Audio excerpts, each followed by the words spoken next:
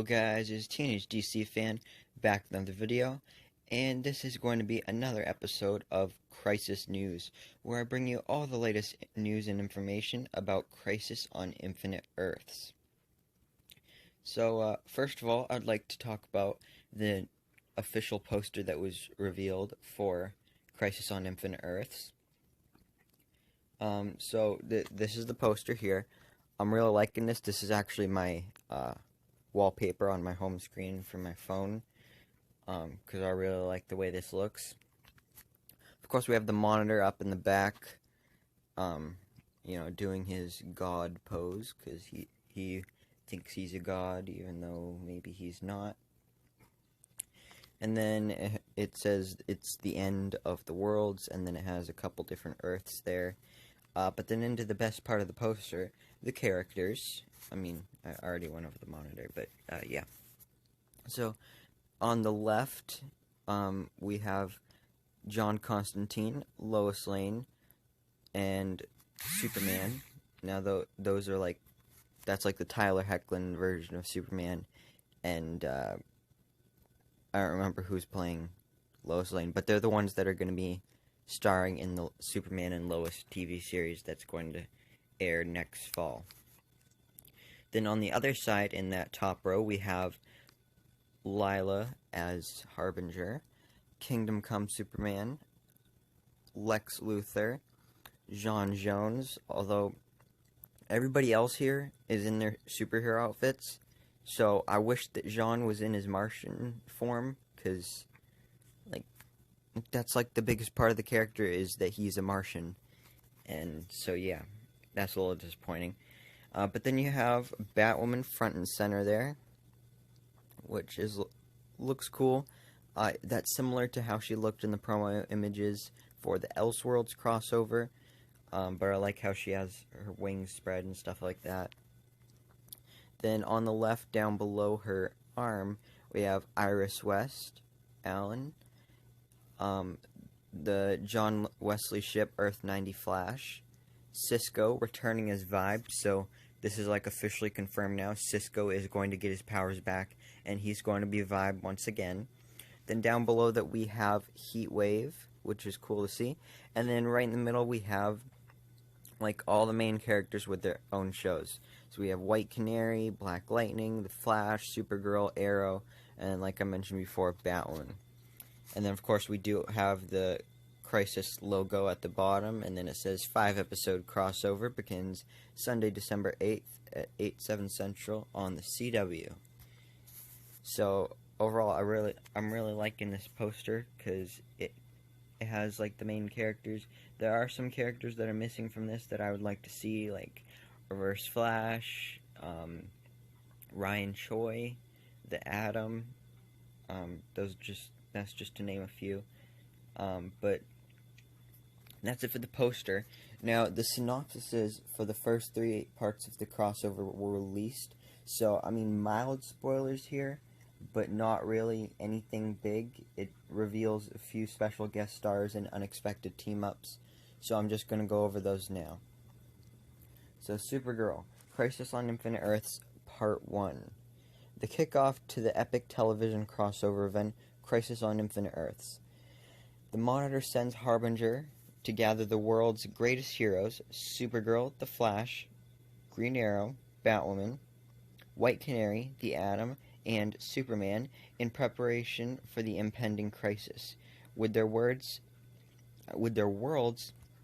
in imminent danger, the superheroes suit up for the battle while J'onn J'onzz and Alex recruit Lena to help them find a way to save the people of Earth 38. So that's the synopsis for the first part.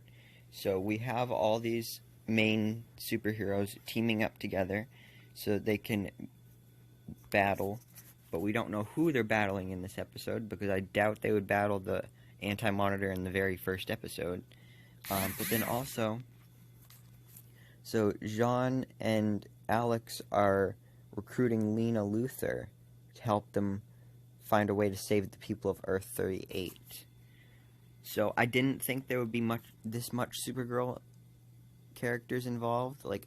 I knew Alex and Jean would be in it, but I didn't know Lena would be in it. But that's cool to see, especially because Lex Luthor is returning as well. But now moving on to the Batwoman synopsis. Crisis on Infinite Earths Part 2. Can the real Clark Kent please stand up? Part 2 of Crisis on Infinite Earths continues with special guest stars Tom Welling, Erica Durance, and Kevin Conroy. The group uses Ray's invention, and Ray as in Ray Palmer, the Atom, to track the new recruits to help save the universe. The Monitor sends Iris, Clark, and Lois in search of a mysterious Kryptonian, while Kate and Kara head out to find Bruce Wayne. In addition, Mia challenges Sarah, Rory discovers a hidden talent, and Lex Luthor returns. Alright, so there's a lot happening here. So first of all, apparently Ray Palmer will create an invention that will help them locate other superheroes from different universes. And then the Monitor, for some reason, sends Iris, Clark, and Lois to go find the Smallville Clark Kent, the Tom Welling Clark Kent. So I don't know why the Monitor would be sending them to go do that, to go get him specifically, because it's been said that they're only in like 1 or 2 scenes of the whole crossover. So maybe he'll die. I don't know. I hope not, but I don't know. Then also, Kate Kane and Kara Danvers are going to go find Bruce Wayne, which will be the Kevin Conroy version of Bruce Wayne. So I don't know if that's Earth 1 Bruce Wayne or from a different Earth. Not completely sure, but it's just cool to see Kevin Conroy playing a live-action version of Bruce Wayne. And then also Mia challenges Sarah. This is the part that I don't get. Like, why does Mia challenge Sarah? Is it just because they're both, like, skilled martial artists, and maybe Mia wants to prove herself to her father that she is a capable fighter or something. And then Rory discovers a hidden talent. So I don't know what that means.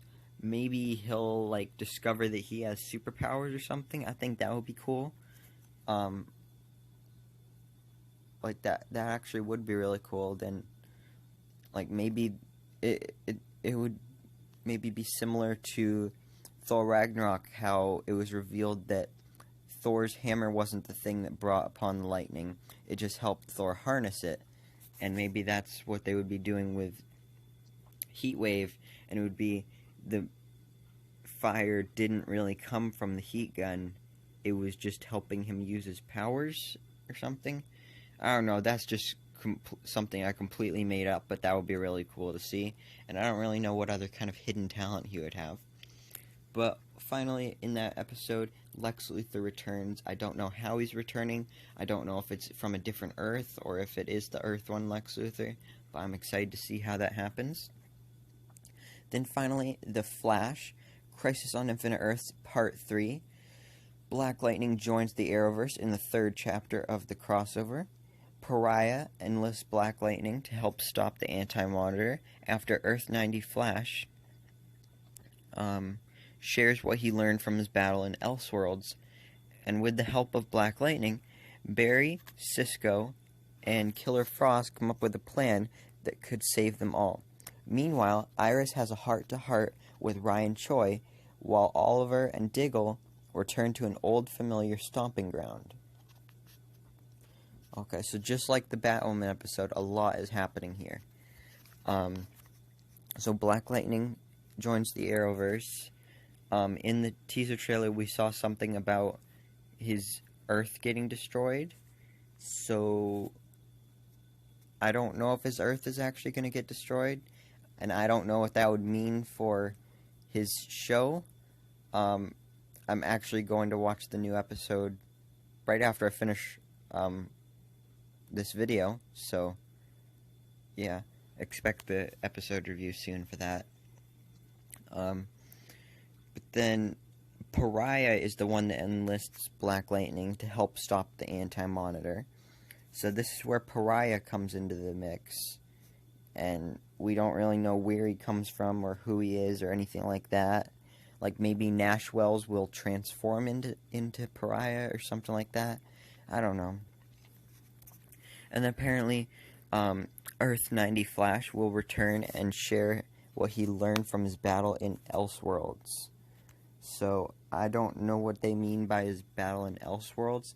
Maybe he means by that the little teaser thing that we got at the end of every episode that week before the crossover, or stuff like that, where like his Earth was getting destroyed and everybody was dead and stuff. Or maybe it's just because during the battle when he was on Earth 1, the Monitor just made him disappear. So maybe that's what he's talking about. Then Black Lightning, Barry, Cisco, aka Vibe, and Killer Frost come up with a plan that could save them all. There's not really much to take away from that. And then Iris has a heart-to-heart with Ryan Choi. So I think this is going to be some kind of like maybe Ray Palmer will die. And maybe Ryan Choi had some kind of connection with Ray Palmer. So then he gets depressed and he decides that he can't move on with his life without Ray Palmer. But then Iris convinces him that he could continue the legacy of the Atom. And then maybe that's how Ryan Choi becomes the Atom, because we know that will be happening. And then finally, Oliver and Diggle return to an old familiar stomping ground. I really don't know what that means. I haven't seen the first couple seasons of Arrow, so yeah, that's that. But moving on to some other Crisis news about guest stars. So first up, Stargirl. I just made a video about how Stargirl will be airing each episode on the CW, but now apparently she will be making her debut in Crisis on Infinite Earths. And there's a rumor that there's actually 7 guest character cameos in Crisis on Infinite Earths that we don't know about yet, but this is one of the 7, so that would bring it down to 6. But she will be in Crisis on Infinite Earths, and that's officially confirmed. Now, finally, about another guest star who actually won't be appearing but was asked to return. Aquaman from Smallville. That's right. No, he is not returning for this crossover, but he was asked to. So, of course, Alan Ritchson, or however you say that, plays Hawk on Titans. So in an interview with Collider, he was asked about a possible return as Arthur Curry / Aquaman from Smallville, and he said that they did reach out to him and that they tried to work it out and that he really did want to be part of this, but because of scheduling conflicts with Titans, he wasn't able to. So no, he will not be appearing, but he was asked to, and he did show interest, but just couldn't. And same thing happened with Cameron Cuff, who played Seg-El on Krypton. He wanted to do it, but couldn't do it because of scheduling conflicts, and now the show's canceled anyway, so yeah. But you know what? That is actually all the Crisis news that I have for you today in this episode of Crisis News. So